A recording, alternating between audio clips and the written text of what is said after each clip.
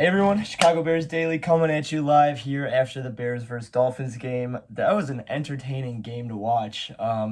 Truly a game that I think we should have won, and it feels like we did win.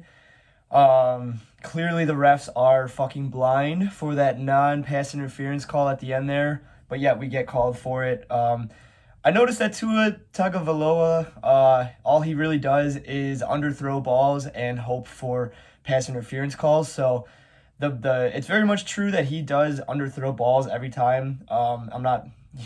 It's just the truth, and he gets bailed out by pass interference calls. We unfortunately do not get bailed out by the pass interference calls, but bigger, more importantly than winning this game to me was the fact that we actually kept up with the Dolphins, like high octane offense. We kept up with them. Our like completely no name rookie defense. They somehow like we were in that game. Obviously, they we let up a bunch of points. The Dolphins let up a bunch of points to our offense. I'll get to that in a second. But our no name defense, Jack Sanborn filling in. He got some tackles. He made some plays. Our defense as a whole for the first half, I thought that Tua unfortunately had like a relatively clean pocket. He really wasn't rushed. I thought we added a little bit more pressure to that. I think we stopped them on fourth down either 2 or 3 times. So that's exciting. One of those, especially coming after that bullshit pass interference call that was called against us. It feels like the game was a little bit rigged for against us, but that's what everybody's gonna say when the calls don't go their way. But it was frustrating. That's just how it goes. To stop them on fourth down after that when they could have easily kicked a field goal. That says a lot about our no-name young defense. So that's exciting. Now moving over to our offense. Holy fucking shit. What the fuck? That was a that was an exciting offense to watch for coming from the Bears. Like that's like kind of unbelievable. And Justin Fields had himself a hell of a freaking day. I think what was it? Three passing and one rushing? That 61-yard rushing touchdown was just electric. Like I kind of was just like I don't know. I was kind of in shock. It's like that kind of stuff I was expecting. I was waiting for the flag. I was waiting for a legal block in the back or a hold or something to get that shit called back. Nope, it stood. I think that's the longest Bears rushing touchdown in by a quarterback in franchise history. So that's awesome. He is leading the league in rushing, so that's very exciting. Fields is really, really, really turning it on. He's looking so much better. There's a few times in the day where I thought he was going to get sacked. The old Fields, I think, would have tried to hold on to the ball and he would have taken the hit, and. But today, and I will eat my words on this, he is getting better at recognizing when the pocket is collapsing. And I got to give credit to our offensive line. They're at least buying him a little bit more time. They're still not great, but they're doing better than they were.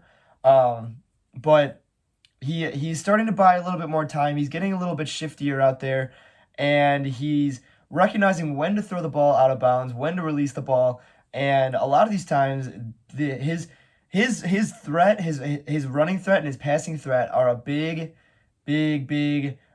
like threat. Those are big threats to the defense. So on that 61-yard touchdown, that's one of those rare things I've been wanting him to kind of look up and throw it when he instead of like running it. But he did that actually. He looked up and actually pump faked it, flipped his hips like he was about to throw it. And the defender coming up on him, he had to back off. I'm like, oh shit. So then Fields had that easy running lane. I think Mooney down the field, he laid like a nice block, and that was it. That's the rest is history there. So that was exciting. Going back to right after that pass interference call on 4th and 10. Oh, St. Brown, Equanimeous St. Brown, man. The ball went right through his hands. Very, very disappointing finish to that game, though.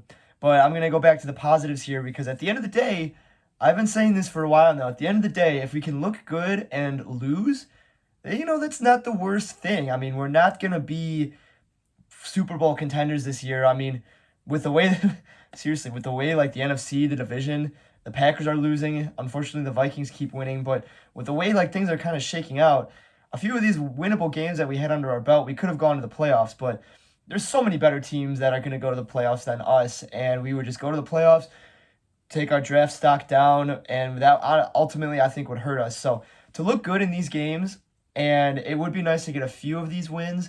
To lose on bullshit like this, though, I'm not really too frustrated about. I'm not too upset. Yeah, I am frustrated, but and it does. Don't get me wrong. I'm pissed because it's a just a clear missed call. It feels like the game was a little bit rigged in the Dolphins' favor, but I think I already said that. But to lose these games and look good on offense, which is like all of a sudden after like the first 3 or 4 weeks of the year, we were like the worst offense in the league. We're putting up 0. The last 3 weeks, we put up over 30, 29, and today was 32, I think, or 35. I think it was 32. And, like, that's freaking awesome. Like, if we can keep doing that and we can have I think we need to, I felt like when Fields was in, like, those forced passing situations, we got in a little bit of trouble. Like having that, like on that 4th and 10 there at the end of the game, like everybody knew that kind of had to be a passing play. And Fields was scrambling, he was looking to maybe run, but like that kind of felt like he kind of had to pass it. And I think those are the situations where the receivers are not up to par just yet. Fields kind of looks like a one-man show. So these times where he's taking and ducking and running, those are times where like he kind of has to do that because like the receivers maybe aren't getting open, they're not getting separation.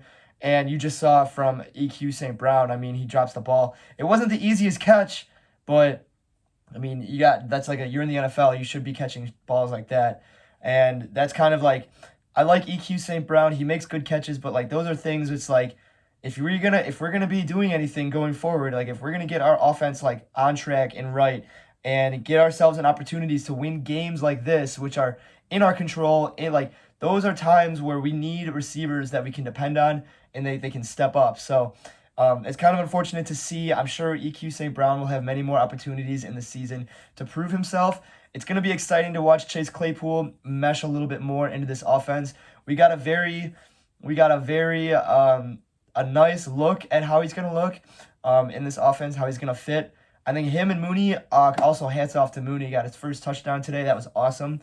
But I think Claypool's going to come. He's really going to open up the field and I'm hoping he seems like a guy that can draw pass interference plays. He drew one earlier. He should have drawn that other one at the end of the game. Fucking pissed off about it, but what are you going to do? Let's pivot over here to Cole Kmet. Oh my God, that guy's coming alive. I never thought I would see, coming from the Bears offense, I never thought I would ever see, and I don't think anybody runs it, a tight end sweep. And Cole Kmet, he ran across the middle. They gave him 9. I thought it was a bad spot. I thought he got 10 on that run. And then Cole Kmet actually QB sneaked it too. But let's talk about his 2 touchdowns. Holy shit. We're actually using our tight end, our young tight end. He bulldozed someone today. He caught 2 touchdowns. This is like a whole facet of the offense that we've been missing for the past 2 years, and the first half of this year. And now Cole Kmet has 3 on the season. That's exciting. That's cool. You like to see your tight end kind of like come alive because that just all it adds. You're blocking tight end. It adds a whole new offensive threat. So to add another threat on the field along with the receivers, I mean, we're building something. We're definitely building something. We're gonna win these games eventually, or we're gonna be working to figure out.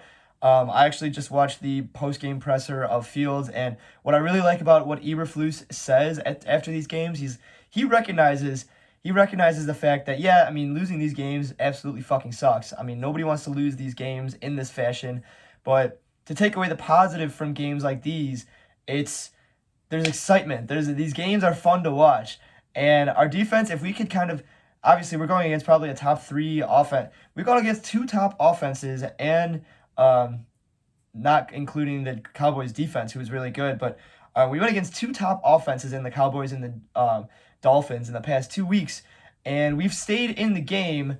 Our defense played better this week than last week.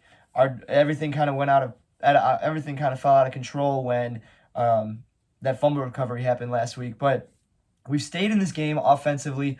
Our defense, they're doing enough. They're doing enough to the point where on these crucial they were actually not good on 3rd down today, but on these crucial 4th down conversions, they're making these stops. They're making the offense of a good offense make mistakes. And that's what you like to see from a young team.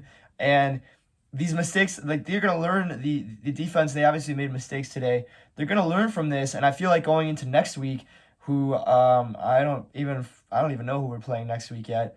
Um, but going into next week, I mean, they're not going to have Tyreek Hill, or they're not going to have Jalen Waddle. Tua is a serviceable quarterback. It's true. He underthrows those balls and he hopes for pass interference calls. Put that on a shirt. Put that on something, because it's true. It's true, and he doesn't like to admit it. Nobody on the Dolphins likes to admit it. I feel like everybody can see it, and they get those calls somehow. For some reason, we don't. But I'm gonna wrap it up here. I think just going this whole game, I had fun. I had fun watching it. I had fun seeing the Packers lose to the 1-6 Lions. I'm giving Packers fans so much hell. I'm letting these motherfuckers know that their team sucks. I think they're starting to get it through their thick heads. They're on a 5-game losing streak at this point. Likely 6 when they play against the Cowboys next week at home. So it's kind of like it's exciting to see these motherfuckers starting to crumble a little bit. While yeah, we're both losing games. Yeah, we have the same record, but whose arrow's going down and whose arrow's going up? I mean, we're going like from what I can see, our offense is kind of going on an uptick here. Fields is looking good. Receivers are, shaky but decent. Tight ends are looking good. Offensive line played better, still shaky. Packers quarterback, Packers receivers. I think Aaron Jones got hurt. Their offensive line, it's trends. We're working with trends now. So I'm laying into these motherfucking fans that gave me hell for the past 10, 15 years. And I'm going at their throats. I don't give a fuck. Nope, I'm not caring. Foot on the throat. I'm not giving them air. And it's been fun. It's been fun. We're losing just like they're losing. But if you look toward the future, whose is brighter at this point? You got to go with the Bears here. But yeah, I got to look up who we're playing next week. I somehow probably should know that. But on to next week. I'm looking forward to it. We no more primetime games this year. I'm all for that. Let's do our work. Let's do our work. Like build. Let's do our work correctly, and let's build something up here. And I cannot wait. If you enjoyed this video, if you like more Bears content, feel free to subscribe, drop a like. We appreciate all the support that we get. And feel free, if you have anything to say, if any comments on the Bears, feel free to drop one in the comments section. And I will see you in a bit with more Bears content. Oh, right quick before I go, I will say we do miss Roquan and we do miss Robert Quinn. I hope they both thrive on their new teams. I hope Robert Quinn got a Thursday night game today, so he woke up undefeated and he's still undefeated. So that's awesome for him. Robert Quinn, I think I fucked it up. Robert Quinn on the Eagles, I think we all know that. But Roquan on the Ravens, 2 good teams. So I'm hoping for the best for both of them. We did miss them today. I think the tackling, Sanborn did fill in pretty decently, but we did miss both of them. We do need to figure out how to get pressure. We do need to get another linebacker, Sanborn. I'm hoping he develops into someone like Urlacher. That'd be sick. And we do need some more better corners on defense, but we're piecing it together very slowly. We're figuring out where our weaknesses are, and I'm looking forward to the future. And I think Poles so far has made the right moves at the deadline. So, again, feel free to hit that subscribe button if you like the video, if you like the content. Drop a like if you like the content, and throw a comment in the section to start a conversation. And I will see you with more Bears content shortly. Go Bears, baby!